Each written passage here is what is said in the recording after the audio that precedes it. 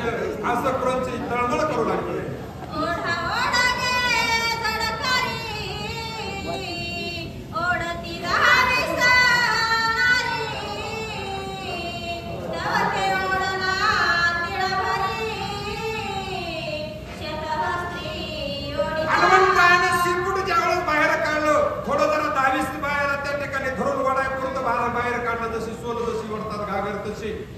पण त्यावेळेस तिने सांगितलं आता धरा धरा म्हणलं सगळ्यांनी चौकून, कारण ती क्रोंचा म्हणू लागली की आता हे बाहेर आले कसं तरी एवढं माझ्या पोटातून बाहेर काढा असे म्हणून तळमळ त्याने आपल्या दाशाला आणि ती क्रोंचा त्या ठिकाणी सांगू लागलेली आहे.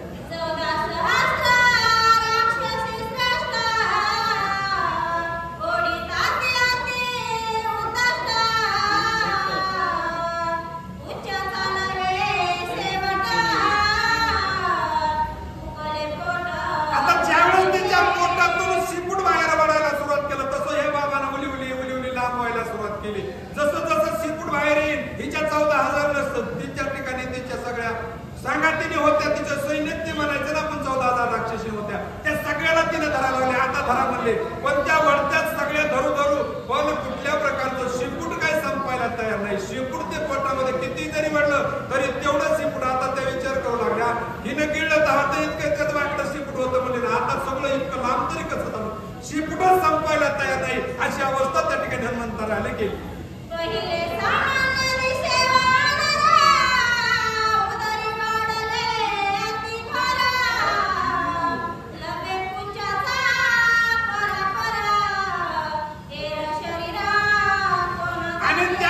विचार करू लागल्या वानर एवढं एवढं होतं गिळलं तवा कुठं दाताला सुद्धा धक्का लागू दिला नाही त्यानं असं लढ्यात गेले.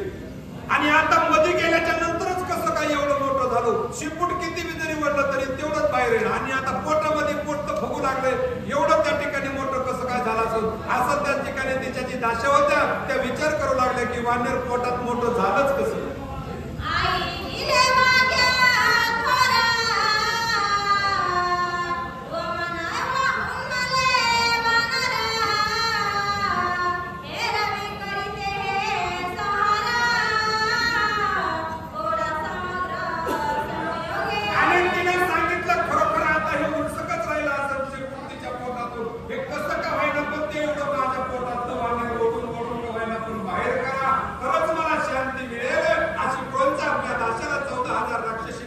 आणि त्या ठिकाणी सांगू लागलेले आहे.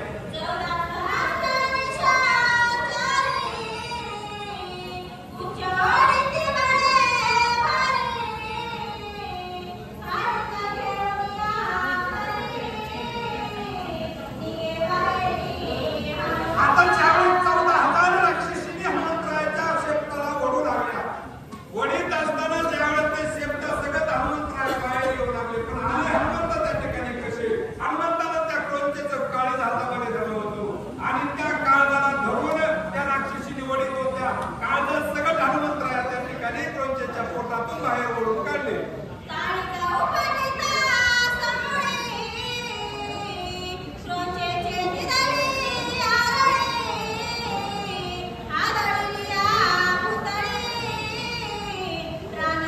हनुमंतरायाने ज्यावेळेस त्या क्रोंचेचं काळीज धरून बाहेर उपसून काढलं त्यावेळेस त्या ठिकाणी तिला काही गोड वाटलं असेल का. बाहेर ज्यावेळेस काळीज बाहेर काढलं त्यावेळेस तिचं त्या ठिकाणी सगळ्या शरीराचा दाह झाला, आग होऊ लागली आणि त्याच्यामध्ये त्या ठिकाणी धाड दिशी अशा प्रकारे जमिनीवर कोसळली. ती क्रोंचा असं त्या ठिकाणी बाबा नामबाबा आपल्याला सांगू लागले.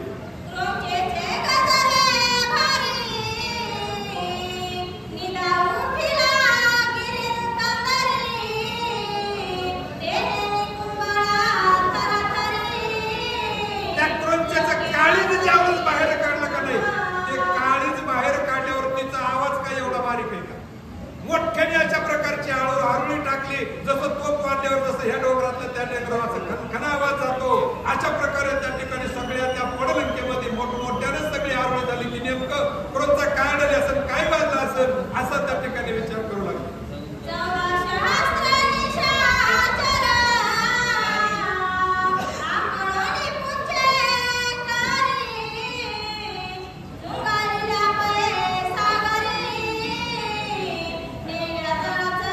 हनुमंतरायाला ज्यावेळेस बाहेर